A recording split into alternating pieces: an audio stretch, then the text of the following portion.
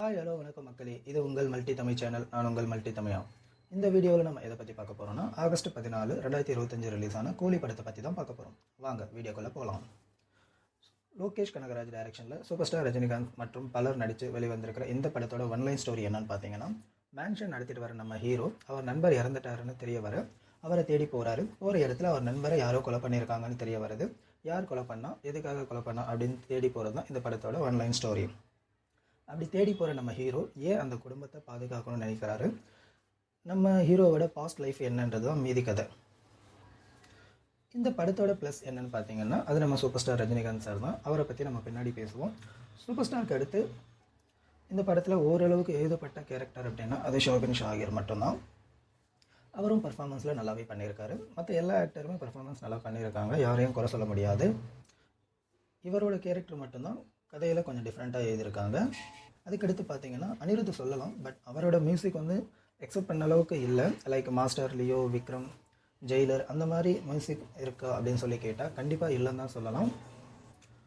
Intro song ஆகட்டும், Monica song ஆகட்டும், அந்த பவர் ஹவுஸ், அப்புறம் ஒரு 2-3 தீம் மியூசிக் நல்லா இருக்கே தவிர மற்றபடி இவரோட மியூசிக் படத்தில் எந்த இடத்துலையுமே சொல்கிற அளவுக்கு இல்லைன்னு தான் நான் சொல்லுவேன்.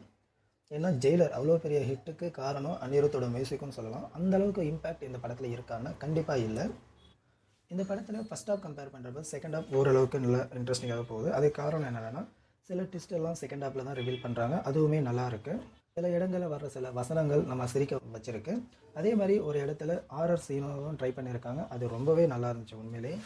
இந்த படத்தில் அது ஒரு அன்எக்ஸ்பெக்டட் மொமெண்ட்டாக இருந்துச்சு. இதில் சூப்பர் ஸ்டார் ரஜினிகாந்த் சாருக்கு டிஏஜிங் ஒர்க் பண்ணியிருக்காங்கிறது நமக்கு ஏற்கனவே தெரியும்.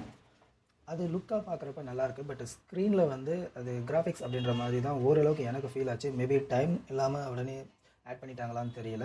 இன்னும் கொஞ்சம் பெட்டராகவே பண்ணியிருக்கலாம். அதை என்னடா ஆக்ஷன் படம் சர்டிஃபிகேட் கொடுத்துருக்காங்க, ஸ்டண்ட்டை பற்றி எதுவுமே சொல்லலை அப்படின்னு நீங்கள் சொல்கிறீங்கன்னா, கண்டிப்பாக இந்த படத்தோட ஒரு மிகப்பெரிய மைனஸ் ஆக்ஷன் காட்சிகள் தான். லியோ அளவுக்கு கண்டிப்பாக பண்ண முடியாது. அட்லீஸ்ட் ஜெயிலர் அளவுக்காச்சும் ட்ரை பண்ணியிருக்காங்களா அப்படின்னா, சண்டை காட்சி பொறுத்த வரைக்கும் அதோட பயங்கரமாகவே ட்ரை பண்ணியிருக்காங்க. அது எக்ஸிக்யூஷன்லாம் சரியாக வரல. அது காரணம் மேபி சூப்பர் ஸ்டார் ஏஜ் ஆனது அது படத்தில் கிளியராக தெரியுது. அவர் ரொம்ப கஷ்டப்பட்டு ஸ்டன் பண்ணுறாரு, அது கிளியராகவே தெரியுது. ஆக்ஷன் சீன்ஸ் கண்டிப்பாக இந்த படத்தில் வந்து சொல்கிற அளவுக்கு இல்லைன்னு தான் சொல்லணும். அதுக்கடுத்து இப்போ இந்த படத்தோட பெரிய மைனஸே வந்து ஃபஸ்ட் ஹாஃப் தான். காரணம் என்னென்னு கேட்டிங்கன்னா, விக்ரம் படத்தில் ஃபஸ்ட் ஹாஃபில் ப்ரொட்டகனிஸ்ட்டை தேடி போகிற மாதிரி இன்வெஸ்டிகேஷன் சீன் வச்சுருப்பாங்க. இந்த படத்தில் ஆண்டகனிஸ்ட்டை தேடி போகிற மாதிரி ஸ்க்ரீன் ப்ளே பண்ணியிருக்காங்க. பட் அது இம்ப்ரெசிவாகவே இல்லை. என்ன காரணம்னு பார்த்தீங்கன்னா, எல்லாமே நம்ம எதிர்பார்க்குற மாதிரி தான் சீன்கள் எல்லாமே வருது. சொல்லப்போனால் ரொம்ப போர் அடிக்குதுன்னே சொல்லலாம் ஃபஸ்ட் ஹாஃபில். சரி, செகண்ட் ஹாஃப் நல்லா இருக்குன்னு சொன்னியே, பரவாயில்லையா அப்படின்னு கேட்டிங்கன்னா, செகண்ட் ஹாஃப் நல்லா இருக்குன்னு ஏன் சொன்னேன்னா, ஃபஸ்ட் ஹாஃப் நல்லா இல்லைன்றதுனால தான் செகண்ட் ஹாஃப் நல்லா இருக்குன்னு சொன்னேன். மற்றபடி செகண்ட் ஹாஃப்மே வந்து அந்தளவுக்கு இம்ப்ரெசிவாக இல்லை. காரணம் என்ன கேட்டிங்கன்னா, கமர்ஷியல் படத்தில் லாஜிக் எதிர்பார்க்கக்கூடாது, இல்லைன்னு சொல்லலை. பட் ஆனால் இது லாஜிக்காக இல்லை அப்படின்றது நமக்கு தெரியாத அளவுக்கு ஸ்க்ரீன் ப்ளே பண்ணியிருப்பாங்க மற்ற படத்தில். பட் இந்த படத்தில் நமக்கு கிளியராகவே தெரியுது, என்னடா இது ஸ்டோரி, இது ஸ்க்ரீன் ப்ளே பண்ணியிருக்காங்க, இதெல்லாம் கூட யோசிக்க மாட்டாங்களா அப்படின்ற மாதிரி தான் தெரியுது. உதாரணத்துக்கு சத்யராஜ் வந்து ஒரு புள்ளியாக அவரோட கேரக்டர் என்னன்னே புரிய மாட்டேங்குது. ஒரு சாதாரண மனுஷனாக காட்டுறாங்க, அப்புறம் பார்த்தா அவர் ஒரு பெரிய கண்டுபிடிப்பு கண்டுபிடிச்சிருக்காரு அப்படின்னு சொல்லி காட்டுறாங்க. அந்த கண்டுபிடிப்புமே வந்து படத்தோட கதையோட்டத்துக்கு முக்கியமான விஷயமானு கேட்டால் கண்டிப்பாக இல்லைன்னு தான் சொல்லலாம். ஏன்னா அவ்வளோ பெரிய வில்லன் அவன் தப்பை மறைக்கிறதுக்கு இதை தான் யூஸ் பண்ணுவானா அப்படின்றது ஏற்றுக்கிற மாதிரியே இல்லை. இவர் இறந்ததுக்கு அப்புறமா இவங்க பொண்ணை தேடி வர்றதுக்கான காரணமும் ஸ்ட்ராங்காக இல்லை. அதனால் அந்த சீன் எதுவுமே ஒட்டவே இல்லை. இன்னும் சொல்லப்போனால் சத்யராஜ் இந்த கேரக்டர் பண்ணணுமா அப்படின்னு தான் இருக்குது. ஏன்னா அது அவ்வளோ சாதாரணமான ஒரு கேரக்டர் தான். ஓகே, ரஜினியோட நண்பர்னு சொல்கிறதுக்கு ஒரு கேரக்டர் வேணுன்றதுக்காக சத்யராஜை கேஸ்ட் பண்ணியிருக்காங்களான்னு தெரியல. மற்றபடி அந்த கேரக்டர் அந்த படத்தில் என்ன பண்ணுச்சுன்னா, படத்தோட கதையோட்டத்துக்கு தான் உதவி பண்ணியிருக்க தவிர அந்த கேரக்டர் மேலே நமக்கு ஒரு எதுவுமே தோண மாட்டேங்குது. அப்படி தான் இருக்குது அந்த கேரக்டர். அதுக்கடுத்து இந்த படத்தில் நிறைய பேர் நடிச்சிருக்காங்க. சார்லி, காளி வெங்கட், இன்னும் ரச்சிதா ராம், ஸ்ருதி, இவங்கெல்லாம் வர்றாங்க போகிறாங்க, அப்படி தான் இருக்குது. லோகேஷ் கனகராஜ் சொல்லியிருந்தாரு, நான் நாகார்ஜுனா சாருக்கு 7 times இந்த ஸ்டோரியை வந்து நரேட் பண்ணியிருந்தேன், அதுக்கப்புறம் தான் அவர் கன்வின்ஸ் ஆனார் அப்படின்னு சொல்லியிருக்காங்க. பட் இந்த படத்தில் அவர் எதை கதையாக கேட்டு, அதுவும் 7 முறை அந்த கதையை கேட்டு அவர் ஓகே பண்ணாருன்றது புரியவே இல்லை. ஏன்னா அவர் இந்த படத்துக்கு வில்லனா அப்படின்னு யோசிக்கிற அளவுக்கு தான் இருக்குது. சொல்லப்போனால் அவர் வில்லனே கிடையாது தான் சொல்லணும். அவர் ஒரு சைடு கேரக்டர் ஆர்டிஸ்ட் தான் இந்த படத்தில். கிளைமேக்ஸில் கேமியோவாக வர்ற ஆமீர் கானுமே வந்து இவங்க வீணடிச்சிருக்காங்கன்னு தான் சொல்லணும்.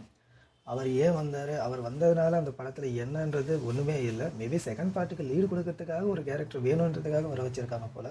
மற்றபடி அவர் கேரக்டர் ஒன்றுமே இல்லை. உதாரணத்துக்கு விக்ரம் படத்தில் கிளைமேக்ஸில் சூர்யாவோட கேமியோ பார்த்துட்டு வெளியில் வர்றப்ப நமக்கு ஒரு சாட்டிஸ்ஃபேக்ஷன் இருக்கும். ஓகே, செகண்ட் பார்ட் வந்து இன்னும் பயங்கரமாக இருக்கும் போல் அப்படின்னு சொல்லிட்டு. அந்த இம்பேக்ட் இந்த படத்தோட கிளைமேக்ஸில் இல்லைன்னு தான் சொல்லுவேன். எல்லாரை பற்றியும் பேசாச்சு, என்னடா ரஜினி சாரை பற்றி எதுவுமே சொல்லலை அப்படின்னு கேட்டிங்கன்னா, ரஜினி சார் 50 வருஷம் கம்ப்ளீட் பண்ணிட்டாரு. இந்த வருஷத்தோட 74 வயசு ஆகிடுச்சு.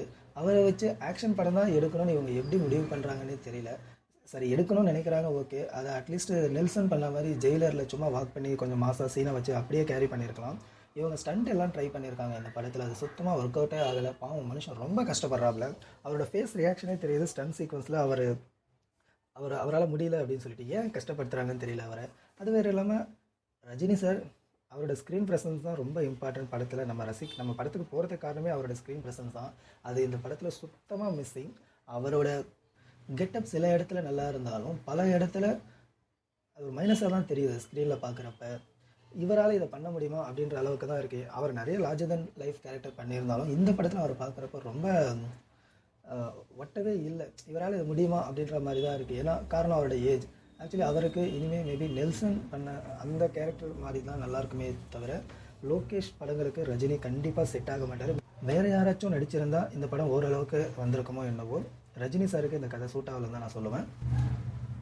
கமல், லோகேஷ் கனகராஜ் அந்த காம்போவோட ஹிட்டு அந்த ஸ்டாண்டர்டில் எதிர்பார்த்து போனீங்கன்னா கண்டிப்பாக இந்த படம் உங்களுக்கு பிடிக்காமல் போயிடும்.